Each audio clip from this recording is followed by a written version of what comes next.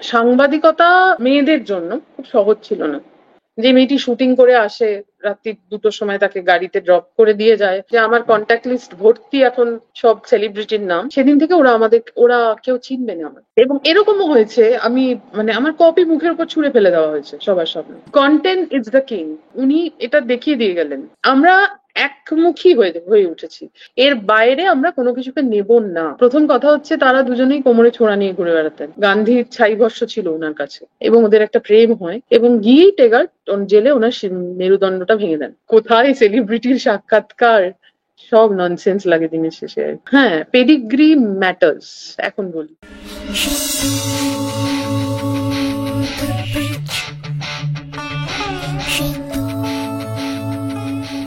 নমস্কার সবাইকে। আবার আমার নাম শিল্পা, আমি আবার নমস্কার। চলে এসেছি শ্রবন্তীদির সাথে। আমাদের আড্ডা চলছিল, চলবে। বুঝতেই পারছেন আমরা একেবারে অসম্ভব আড্ডার একেবারে হাই পয়েন্টে ছিলাম, প্রচুর কথা গল্প হচ্ছে। ফুরোচ্ছে না। হ্যাঁ, গল্প ফুরোচ্ছে না। দুজন মনের আর মানুষ পেলে এরকমই হয়। সত্যি তাই। আমরা একে অপরকে চিনতাম না। আমার সৌভাগ্য হয়নি কলকাতায় থাকার সময় শ্রবণদিদির সাথে কথা বলার বা কাজ করার। কিন্তু এত বছর বাদে এত দূরে বসে এইভাবে কাকতালীয় ভাবে একটা আড্ডা সেশন হয়ে গেল, সেটার জন্য আমি সত্যিই থ্যাঙ্কফুল টু সেতু দ্য ব্রিজ। তোমার সাথে অল্প যখন মানে এই ইন্টারভিউর আগে কথা হচ্ছিল, কথা শুনেই বুঝতে পেরেছি যে এই রাস্তাটা এত সহজও ছিল না, একজন না, একেবারেই না। জার্নালিস্ট হিসেবে নয়, এবং সব থেকে ইম্পর্টেন্ট নারী হিসেবে তো আরোই নয়। না। সেটা একটু বলো আমাদের দর্শকদের জন্য যে কতটা চ্যালেঞ্জিং ছিল এই জায়গায় পৌঁছানো। আহ সাংবাদিকতা তখন খুব মেয়েদের জন্য খুব সহজ ছিল না। হুম শিফটের চাকরি হতো, হুম 10টায় পাতা ছাড়া হতো, তারপরে হুম বাড়ি ফেরার ব্যাপার থাকতো। হুম মানে কোনো সন্ধে জীবনের একটানা কোনোদিন পাইনি। অথচ আমি গান করি, গানের রিহার্সাল হয়, আমি গান গাইতে পারি না, কারণ জানি আমাকে টাকা রোজগার করতে হবে। তাই তো, তাহলে আমি গান থেকে কতটা সরে গেলাম। অন্য বন্ধুরা গানের রিহার্সাল দেয়, আমার তো কোনো সময় নেই। মানে আমার যদি 2টো থেকে শিফট হয়, সব সাংবাদিকদেরই বলছি, একদম। হয়েই আমি বলবো, আমার 11টা 11:30টার আগে বাড়ি যাওয়া হয় না। না। আহ আমাদের যে সমাজ, যে পরিবার, হ্যাঁ, আমার তরফ থেকে আমার শ্বশুরবাড়ি খুবই ভালো। বিশেষ করে আমার শাশুড়ির কথা বলবো। মানে উনি কোনো অর্থেই, মানে শাশুড়ি ট্যাগিং দিলেই তো নানা রকম কিছু আসে। হ্যাঁ। ওনার নাম স্বপ্না বন্দ্যোপাধ্যায়। তো আমার সারা জীবনের উনি একটা, বলবো একটা দৃষ্টান্ত আমার আমার জীবনের ক্ষেত্রে। ওই যখন যখন আমি পড়েছি, উনি কিন্তু পাশেই দাঁড়িয়েছেন, মানে হাতটা ধরে রেখেছেন। তো ফলত আহ সেইটা ছিল না, কিন্তু কোথাও একটা চোরাস্রোত ছিল। বাবা বড্ড রাত করে বাড়ি ফিরছে, এই যে চোরাস্রোত, এটা থাকবেই মেয়েদের ক্ষেত্রে।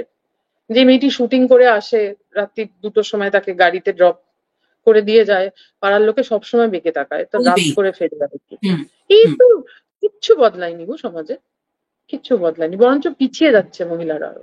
হুম হ্যাঁ, তো আমি খুব একদমই স্ট্রংলি তাই। এটা বিশ্বাস করি। ওপর ওপর পোশাক পরে তো আর সব হয় না। হয় না। হ্যাঁ, তো মানে একটি মেয়ে চাকরি করে, একটি ছেলে চাকরি করে, দুজনেই ইকুয়ালি আহ উম ভালো জায়গায় চাকরি করে, সবই ঠিক আছে। কিন্তু মেয়েটি এসে ভাবে যে সংসারে রাত্রেবেলা কি রান্না হবে। এটা তো 80%, মানে 90% না হলে 80%। আমি ও দেশের কথা জানি না, আমি একদম আমাদের কথা বলছি। তো সেটা তো থাকেই। তো ফলত সাংবাদিকতা একটা খুব বড় চ্যালেঞ্জ ছিল। স্কুলে পড়ালো না কেন, একাডেমিক্সে কেন গেল না? কারণ বাচ্চা হবে, তখন সময় দিতে পারবে, অনেক ছুটি পাবে, সেটা একটা চাপ ছিল। 2 নম্বর চাপ ছিল, সাংবাদিকতা নিজে থেকে করতে চাইনি। কারণ আমার কোনো অর্থেই গ্ল্যামার ওয়ার্ল্ড খুব একটা ভালো লাগে না। এটা একটা আমার নিজের সঙ্গে এই নিজের তোমার লড়াই মুখে ছিল। শুনতে। খুবই প্যাথেটিক।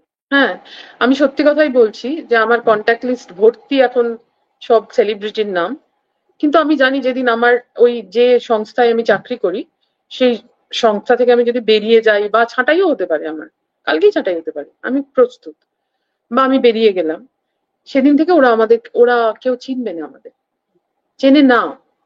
ফলত ওই গ্ল্যামার ওয়ার্ল্ডে আমি আছি, অমুকে আমার বন্ধু, এসব ভেবে কোনো লাভ নেই। এগুলো একদম, সাংবাদিকতা করতে এলে ফলত ওইগুলো আমার, ওটা নিজের সঙ্গে নিজেরও সংঘাত। কিন্তু এমন একটা ঘটনাচক্রে আমি সাংবাদিকতা করতে এসেছিলাম যে আমার ফেরার পথ ছিল না। আর এমন একটা সংস্থায় আমি কাজ করতে গেলাম যেখানে বলা হলো যে এরকম একটা সংস্থা, এত ভালো সংস্থা কোট আনকোট, এই চাকরি কেউ ফেরায় না। তো আমার হুম, খুবই, আর ওই যে বললাম নরম পেলবতা, নিশ্চয় মানে নিশ্চয়তার পরিবার, সিকিউরড ফ্যামিলি থেকে কেউ যদি ওরম একটা ওয়ার্ল্ডে গিয়ে পড়ে, সে পুরো মুখ থুবড়েই পড়ে। হ্যাঁ, সে দেখছে তার কোনো নিয়মেই কিছু টিকছে না, এটাই। তার যে জীবনযাত্রা পুরো চেঞ্জ। তার তার ফিলোসফি গুলো নতুন করে হ্যাঁ, আবার সাজাতে হচ্ছে। এবং এরকমও হয়েছে আমি, মানে আমার কপি মুখের উপর ছুঁড়ে ফেলে দেওয়া হয়েছে সবার সামনে, এবং তাকে যত রকম ভাবে মানে অপমান বোধ থাকলে হবে না, ওখানে গন্ডারের চামড়া হয়ে যেতে হবে। গন্ডারের চামড়া, হ্যাঁ, হ্যাঁ, একদমই তাই। ফলে তো এইগুলো তো নতুন একটা, এরকম বাড়ি থেকে যখন একটা মেয়ে যাচ্ছে, শিক্ষিত মেয়ে, হুম। তার কাছে এটা মানে প্রচন্ড হ্যারাসিং। এবং সমাজ, সবাই সবাই একটা কিন্তু এরকম জায়গায় চলে যাচ্ছে যে এই রাত করে ফিরছে, ছুটি নেই, 26শে জানুয়ারি ছুটি নেই, তাহলে ফ্যামিলিকে কি করে সময় দেবে?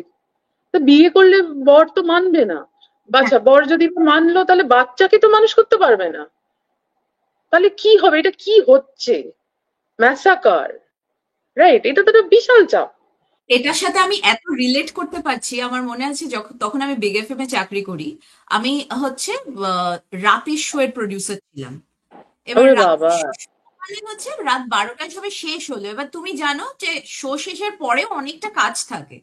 তো সবকিছু করে অফিসের গাড়ি, বা আমার বাড়িও সল্ট লেকে, এমন কিছু টাইম লাগবে। হ্যাঁ। 5 থেকে আমার হচ্ছে সেক্টর 3 হুম। বাড়ি। এমন হুম। কিছু টাইম না আসতে, কিন্তু অবভিয়াসলি 2টো 2:30টার আগে কোনোদিনই বাড়ি ফেরা হতো না, ইনএভিটেবলি। আমি যখন নামতাম, আমাদের হচ্ছে মা যেহেতু একটি ব্যাংকে কাজ করেন, সেই হুম। ব্যাংকে হুম।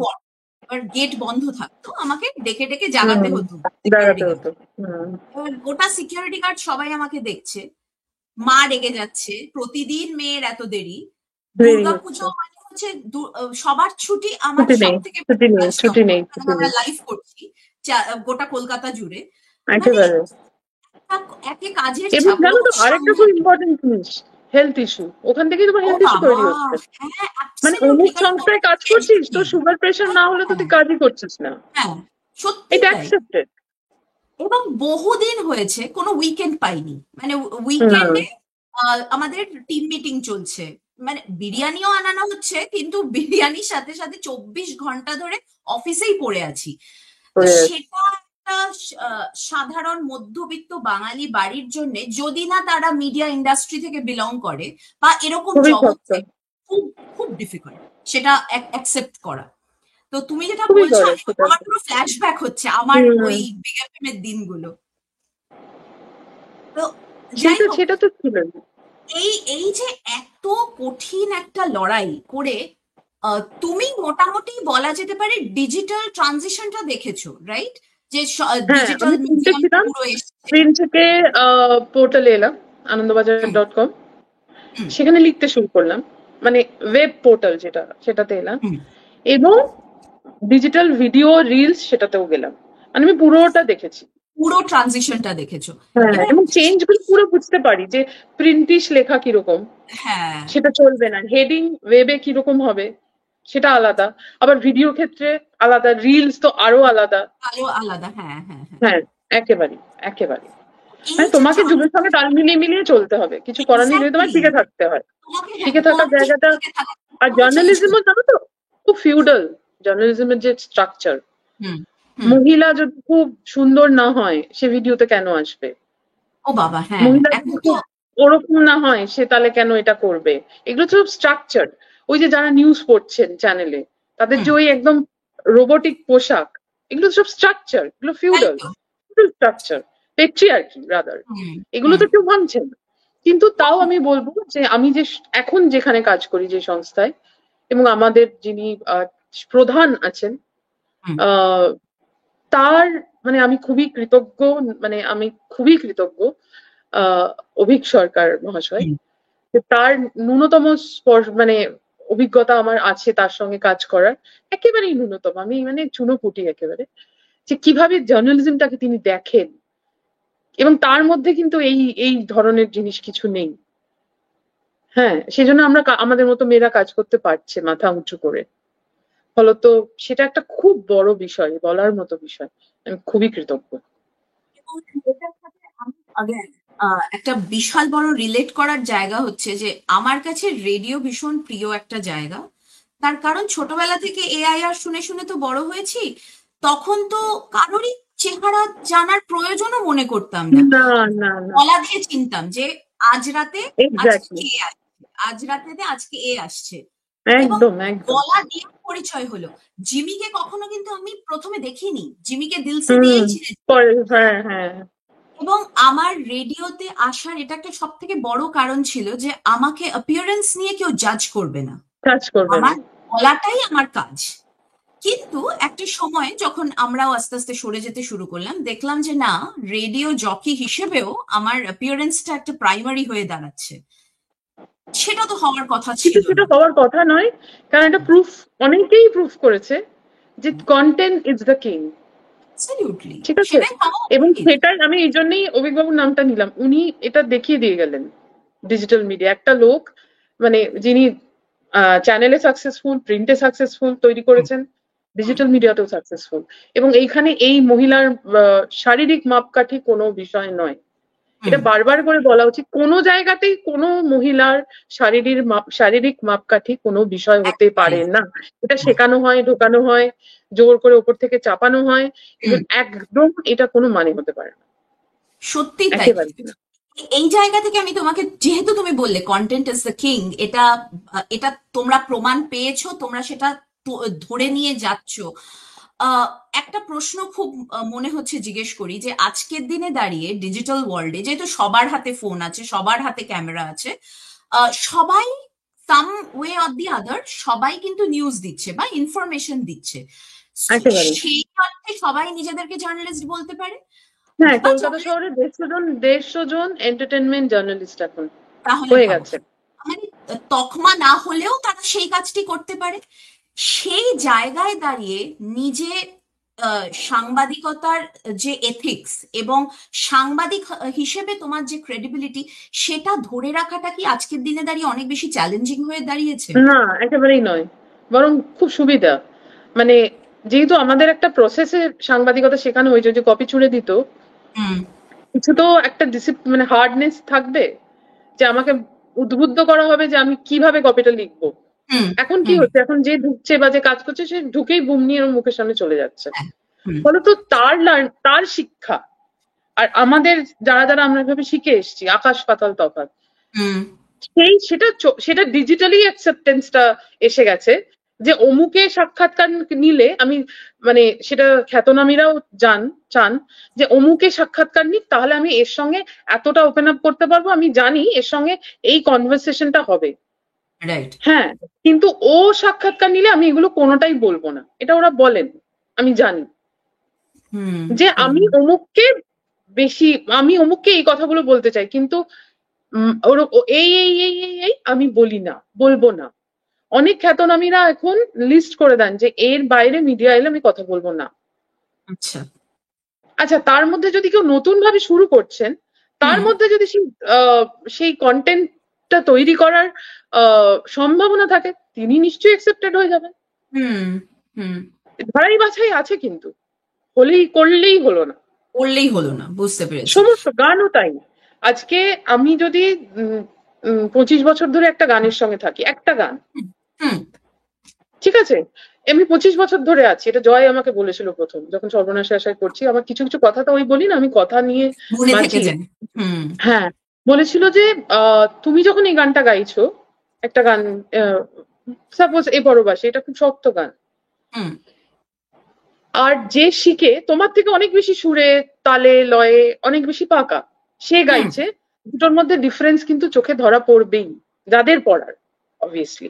কারণ রবীন্দ্রনাথের গানের সঙ্গে আমি এটা পুরোপুরি বিশ্বাস করি, অনেক দিন বাস করতে হয়, হুম, তবে গানটা গান হয়ে বেরিয়ে আসে। সাংবাদিকতাও তাই, আমাকে অনেক দিন চলতে হবে, মিনিমাম সত্যি 10 বছর দিতে হয় সাংবাদিকতা। সুমনদা বলেছিলেন, সুমন চট্টোপাধ্যায়, 10 বছর নিজের বয়ফ্রেন্ডকে ভুলে যেতে হয়। এইটা চ্যালেঞ্জ জিজ্ঞেস করছিলে না, এইটা চ্যালেঞ্জ। তারপরে তো তুমি এক্সপ্লোর করবে। এগুলো খুব এখন তো সবাই সবকিছু করে, সেটা নিয়ে কথা বলার কোনো দরকার নেই আমাদের, কিন্তু এগুলোর প্রত্যেকটাই এভাবে প্রসেসড। ইনফ্যাক্ট তুমি এই যে এতগুলো কথা বলে আমি এটাই তোমার থেকে জানতে চাইছিলাম, কারণ যারা শুনবেন অফকোর্স তাদের কাছেও সোশ্যাল মিডিয়া আছে, তারাও জানেন যে খুব সহজ একটা ক্যামেরা অন করে কিছু বলা, এই ডিফারেন্সটা এটা জানাটা দরকার ছিল। এবং যারা খ্যাতনামী তারা জানেন যে আমি হ্যাঁ। অমুককেই এটা বলবো, এই আলোচনা করব। হুম, হুম। হ্যাঁ, আমি কাউকে যদি বহুগামিতা নিয়ে প্রশ্ন করি, আমাকে কেউ থাপ্পড় মারবে না, কারণ কারণ তুমি সেই সেইভাবেই প্রশ্নটা credibility যাবে। আমি ধরেই বলবো না, এই তৈরি আপনি করো। বহুগামিতা নিয়ে কিছু বলবেন, হুম, এটা নয়। কোনো একটা প্রসঙ্গে এটা আসতে পারে, হ্যাঁ, কিন্তু হুম, একজন যদি প্রথমেই টার্গেট করেন যে আচ্ছা আমি এইগুলোকে বলবো যাতে আমারটা খুব ভিউ বাড়ায়, এইটা এখন পাগলামি শুরু হয়েছে, হুম, সেটা সাংবাদিকতা নয়। একদমই। এইটাই। এবং সেটা আচ্ছা, সবাই বোঝে, যারা বোঝার তারা বোঝে। হ্যাঁ, এটা যারা বোঝার তারা বোঝে, আমি বলবো না সবাই বোঝে, না হলে এই না না, এত সবাই বাজে, বুঝলে তো এটা হতো না। হ্যাঁ, এত বাজে কিন্তু এটা জার্নালিজম কিছু চলতো করার না। নেই, ডিজিটাল মিডিয়া জগৎ খুলে গেছে, লোকের যার যেটা করবে, যে যেটা নেওয়ার নেবে।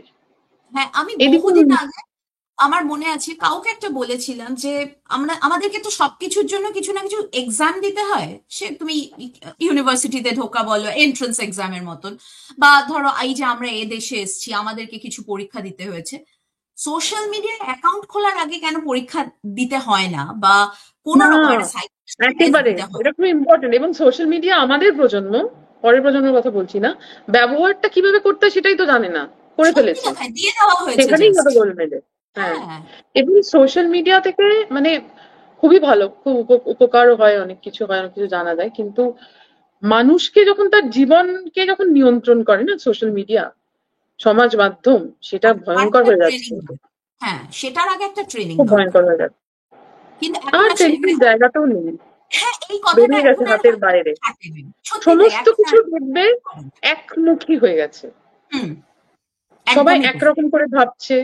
এক মানে জেরক্স কালচার যেটাকে আমরা বলি, হুম, একই ভাবে প্রচার হবে, একই ভাবনা আসছে, একই রকম ভাবে পোস্ট হবে, একই রকম ভাবে সাজের জায়গাটা থাকবে, হ্যাঁ, একই রকম ভাবে আহ গানের অনুষ্ঠান হয়ে যাবে একের পর এক। হুম।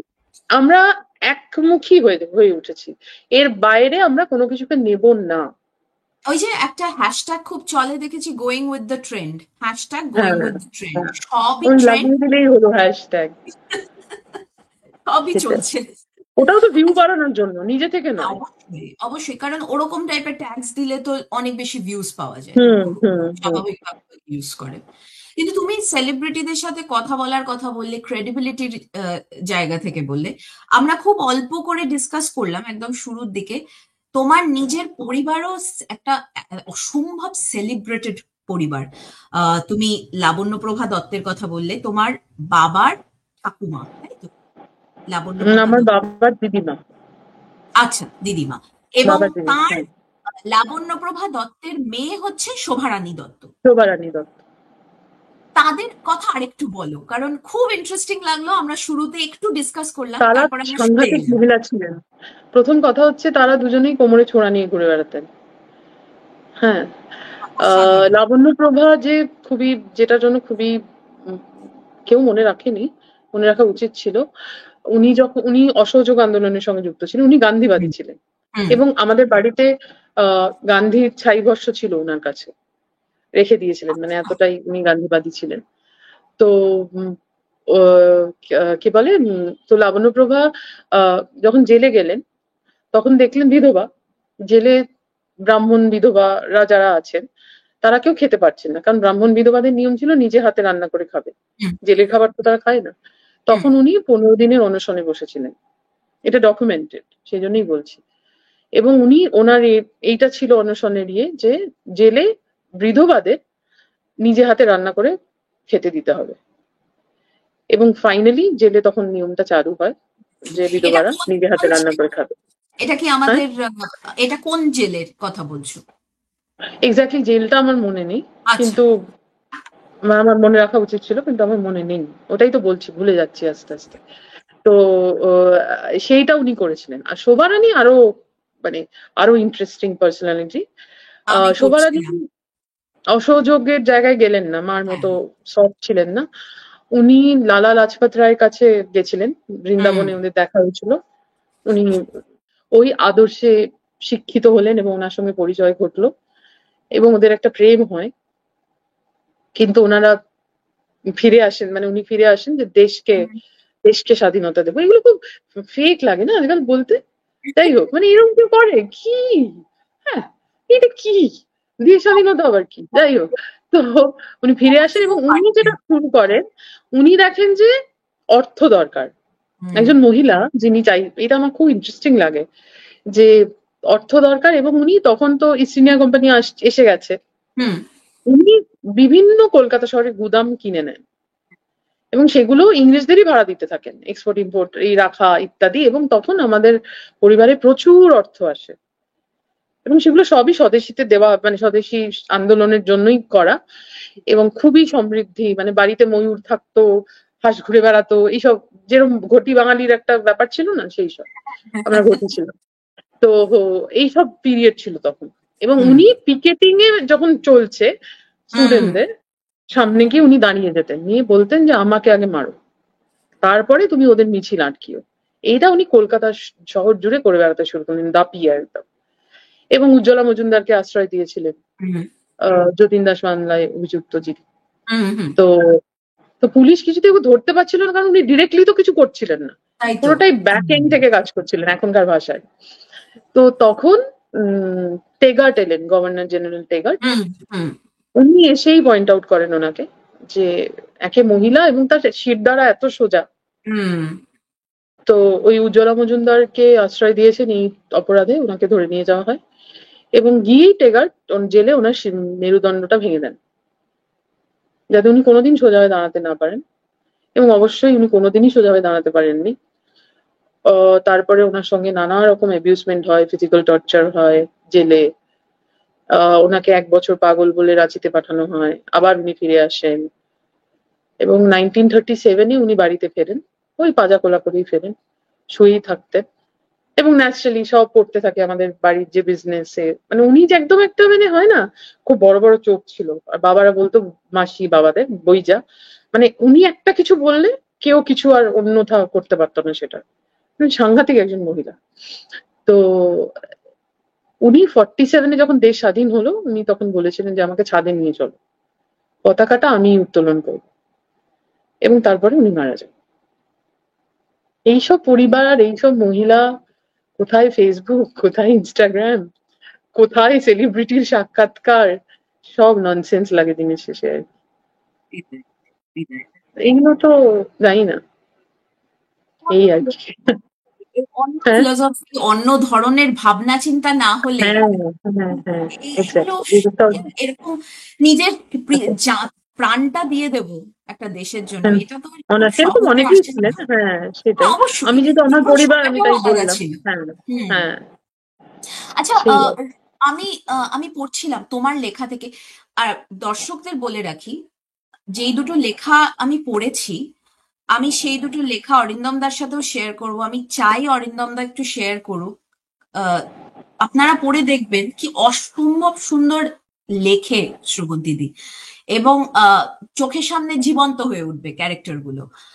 একটা লেখা পড়েছি ওনাদের ওপরে, এবং আরেকটা লেখা পড়েছি তোমার মায়ের বিষয়ে। অসম্ভব হুম, ভালো লেগেছে, এটা আমি তোমাকে স্পেসিফিক্যালি বলতে চাই। কারণ ভালো লেখা আজকালকার জেনারেশনে আমরা খুব একটা তো পাই না, সবই পুরনো, ফিরে যেতে হয় বারবার করে। ভালো বাংলা লেখার কথা বলছি, সেটা খুব একটা আজকাল আর পাই না। যেটুকু পড়ি সেটুকু সবসময় ভালো লাগে না, টু বি ভেরি অনেস্ট। কিন্তু এই দুটো লেখা আগে আমার পড়া হয়নি, সেটা আমার ভুল। কিন্তু তোমার ব্যাপারে একটু রিসার্চ করতে গিয়ে, একটু বাপরে, খোঁজ খবর আমার মনে করতে হয় গিয়ে আমার অসম্ভব ভালো লেগেছে এই দুটো লেখা। তো হ্যাঁ, আমি শেয়ার করব। আশা করি অরিন্দম দাওরাও যদি শেয়ার করে আপনারাও পড়তে পারবেন। অবশ্যই গুগল করলে পাবেন, কিন্তু আরেকটু সহজ করে দেওয়ার চেষ্টা করব। তো শ্রবণদিদি, একটা কথা বলো, এরকম একটা পরিবারে বড় হয়েছো, এরকম রোল মডেলস ডিরেক্টলি না পেলেও অ্যাটলিস্ট গল্প শুনেছো, তাদের ব্যাপারে জেনেছো, সেই জেনেটিক্সটা শেয়ার করো তুমি, সেটা কি মানুষ হিসেবে তোমাকে শেপ করেছে বড় হয়ে যখন জেনেছো যে মানে হ্যাঁ, হ্যাঁ, আমি কিছু সারাক্ষণ জানতে এদের পেরেছো? ব্যাপারে খুঁজি, এদের নিয়ে ভাবি। আমি শোভারানীকে নিয়ে তো খুবই ভাবি। অবভিয়াসলি মানে আমি আরো হুম খুঁজি যে কোথাও বইতে কিছু পাবো কিনা, জিজ্ঞেস করি লোকজনকে, ওটা পাই না। হুম তো নিশ্চয়ই মানে আমি যাদবপুরে না যখন পড়তাম আমরা, আহ অনেক বিপ্লব থাকে তখন, হ্যাঁ যাদবপুরের বিপ্লব। তখন না আমরা তখন ফুকো পড়ছি, দেরিদা পড়ছি, আবার অন্যদিকে অবভিয়াসলি মার্কসও পড়তে হয়েছে আমাদের হুম সোশ্যাল হিস্ট্রির ক্ষেত্রে। হ্যাঁ, তো মানে জীবনটাকেই অন্যভাবে দেখতাম, মনে হতো ওটাই জীবন। তখন খুব একটা পেডিগ্রি বিষয়টাকে না আমল দিতাম না। এ বাজে কথা, পেডিগ্রি আবার কি? মানুষ নিজে নিজের ভবিষ্যৎ তৈরি করবে, নিজে নিজের জগৎ তৈরি করে। যেটা মানুষ নিজে, সেটা তার বর্তমান যে অবস্থান সেটাই। কিন্তু বয়স হলো, অভিজ্ঞতা এলো, এখন বুঝি, ওই জন্যই ওদেরকে ফিরে ফিরে খুঁজি, যে একটা পরিবারের একটা বাচ্চার বড় হয়ে ওঠা, একটা সন্তানের, তার দেখার দৃষ্টিভঙ্গি থেকে, তার পড়াশোনা, তার মানে ফিলোসফিটাই একটা পরিবার থেকে একটা পরিবারে কত যে আলাদা হয়। হুম। হ্যাঁ, পেডিগ্রি ম্যাটার্স এখন বলি। তাতে লোকে আমায় হয়তো গালিগালাজ করতে পারেন, কিন্তু আমি নিজের অভিজ্ঞতা দিয়ে যেটা শিখলাম সেটাই বললাম যে, আর ভীষণ ভাবে আমার উচিত, যে কারণে সেতুর এই উদ্যোগ, বাঙালিদের বাঙালি হয়ে থাকাটা খুব জরুরি। একদম নেই, যেটুকু আমার আছে, প্রত্যেকের প্রত্যেকের নিজস্ব বাঙালিদের শিকড় আছে। তার জন্য তাকে খ্যাতনামি হতে হবে না, বা তার জন্য তাকে বিরাট কিছু ফেসবুকে পোস্ট করতে হবে না রোজ। কিন্তু যেটুকু আছে আমার বাঙালি হিসেবে, যদি আমার মায়ের একটা পুরনো বেনারসিও থাকে, আমি একটু রাখি না ওটাকে যত্ন করে। হ্যাঁ, বা একটা কোনো পুরনো বাসন থাকে, আমি বলছি না আনইউজড পুরনো বাসন জমাও, সেই সব বলছি না, আমি এটা এক্সাম্পল হিসেবে বলছি। বা একটা মায়ের গানের খাতাও থাকতে পারে, বা মায়ের রান্নার খাতা থাকতে পারে, বাবার অমুক একটা কিছু থাকতে পারে, ঘড়ি থাকতে পারে। সেটা নিয়ে আমি একটু প্রাইডে থাকি না, না সেটা হয়তো গুচি বা প্রাদা নয়, ঠিক আছে, ফাইন, দরকার নেই, সেইটুকু থেকে আমি শুরু করি। মানে আমি কোন বাড়ির ছেলে মেয়ে, সেই বাড়ির ভাষা কি, সেই বাড়ির রুচি কি, তার জন্য কিন্তু আমায় পড়াশোনা করে ডিগ্রি আনতে হবে না। একদমই নয়। সেইটা যদি আমরা পারতাম না রাখতে, আমরা রাখতে পারিনি বাঙালিরা, হুম হুম ওইটুকু করতে করতে কিন্তু বাঙালির জায়গাটা অনেক বড় হতে পারতো। সন্দীপ একদমই চট্টোপাধ্যায় সঠিক বলেছিলেন, বলেছো। খুব ইম্পর্টেন্ট ইন্টারভিউ ছিল, এই বলতে বলতে মনে হলো, যে আমি বিশ্বাস করি বাঙালি আর নেই, বাঙালিরা মরে গেছে। হুম। পয়লা বৈশাখের ইন্টারভিউ এটা ছিল। তো হ্যাঁ, সত্যি আমরা রাখতে পারিনি। না ছোট ছোট বিষয় রাখলে কি এসে যায়? আমি ঠিক আছে, আমি ব্যাঙ্গালোরে বড় হচ্ছি, আমি নিউ জার্সিতে বড় হচ্ছি, আমি যেখানেই থাকি না অস্ট্রেলিয়ায় কেন। বড় হচ্ছি। হুম হ্যাঁ, হুম। কিন্তু একটু আমার নিজস্ব তো কিছু আমি নিয়ে এসেছি। সেই হ্যাঁ একটুখানি বাসা, যে কনসেপ্ট, বাসা বলছি না, ওটা এক্সাম্পল হিসেবে বলছি, হ্যাঁ একটু এক্স্যাক্টলি। বাংলা একটু সুকুমার রায় পড়ে না, পড়াবোই না এখন, কারণ সুকুমার রায় এমবিএ তে কাজে লাগবে না। আর এমবিএ টা না করলে আমি গুচি প্রাদায় পৌঁছতে পারবো না। তো টার্গেটই হচ্ছে আমার ওইটা, বিদেশের চাকরি, মোটা টাকার মাইনে, বড় ফ্ল্যাট, প্ল্যাটিনামের গয়না। তো ছোটবেলাটা যদি এটাতেই কেটে যায়, তাহলে বাঙালির ব তো জানে না তারা। সত্যি তাই। এবং এটা আম, কেমন চলে? আমি আমি এখানে তার থেকে একটা ইনার জিনিস, পিসটা খুব ইম্পর্টেন্ট, এই বয়সে এসে আমি বুঝতে পেরেছি। না তুমি এত ঠিকই বলেছো। ছুটাছুটির দরকার নেই। না সত্যি দরকার নেই। এবং একটা জিনিস আমি বলতে চাই, আহ, এটা আমি এখানে থেকে বুঝেছি, এটা কলকাতার বাঙালিদের সাথে বেশি প্রবলেম্যাটিক। কলকাতার বাঙালি এই কারণে বলছি কারণ এখানে তো দেশের বাইরে এলে হুম, হুম, ওরকম হ্যাঁ, ইন্ডিয়া বাংলাদেশ পাকিস্তান ওরকম আলাদা হয় না, সবাই দেশি হুম, হয়ে যায়। সবাই, হ্যাঁ, ওই জন্যই বলছি যে এটা কলকাতার বাঙালিদের সাথে সব থেকে বেশি প্রবলেম্যাটিক। তুমি একজন বাংলাদেশি বাঙালির সাথে যদি কথা বলো বা তুমি তাদের বাড়ি যাও, তুমি দেখবে তারা কতটা প্রাউড। অ্যাটলিস্ট আমার আমার এখানকার হ্যাঁ, এক্সপিরিয়েন্স হ্যাঁ, থেকে আমি বলতে পারি হ্যাঁ, তারা কতটা মানে প্রাউড বাংলা নিজেদের ভাষার বাঙালি প্রতি আনাটা। কমিটমেন্টটা চলে যাচ্ছে। হ্যাঁ। এবং ফলত কি সেটা, হচ্ছে, বাংলা কবিতা পড়ছি না, বাংলা সিনেমা দেখছি না, হ্যাঁ, বাংলা গান শুনছি না, ফলত রেডিও এফেক্টেড, ফলত বাংলা সিনেমা এফেক্টেড। বাংলা আরে সিনেমা কেন? কথা ছেড়েই দাও। আমি জানি না তুমি কিভাবে দেখো, কিন্তু আমার গত 2-3 বছরের কোনো সিনেমা সেভাবে উল্লেখযোগ্য মনেই হয়নি, মানে বাংলা সিনেমার ক্ষেত্রে বলছি। সেভাবে দাগ কেটে যায় না আর আজকালকার সিনেমায়। একমুখীনতা, একমুখী ব্যাপার। সত্যিই তাই। আচ্ছা, আমরা একটু ফিরে যাই। আহ, আবার হুম। তোমার তোমার ফ্যামিলির ইনফ্লুয়েন্সের কথা বলছি, এত সুন্দর লাগছিল শুনতে।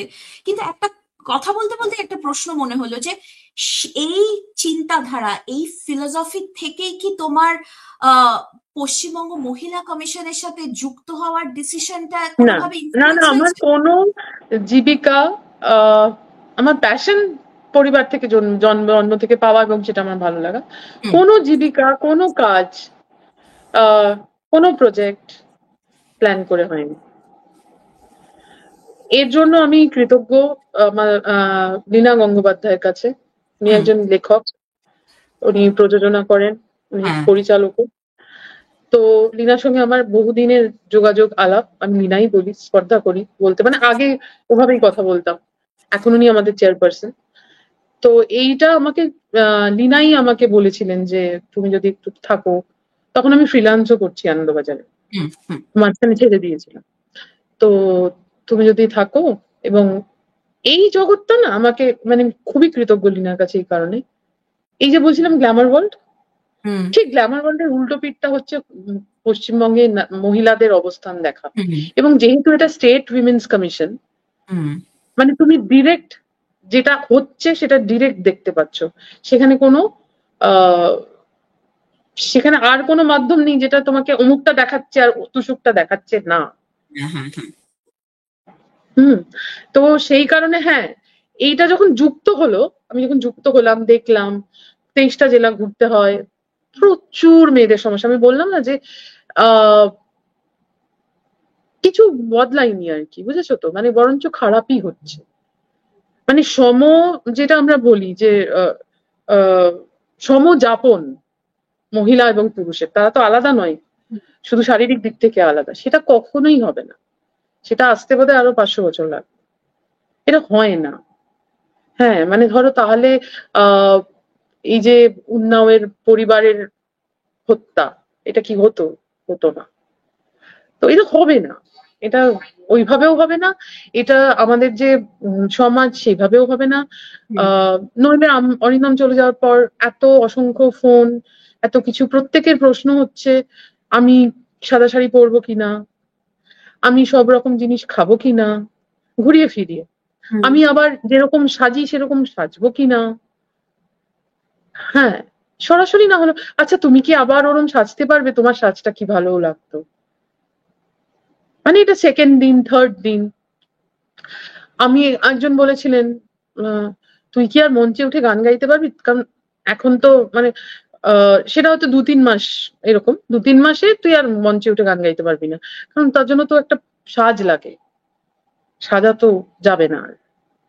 হ্যাঁ, তারপরে আহ নানা রকম প্রশ্ন, মানে আর আমার কাজটা হচ্ছে একটা উপস্থাপকেরও তো কাজ, যখন আমি ভিডিওতে আসছি।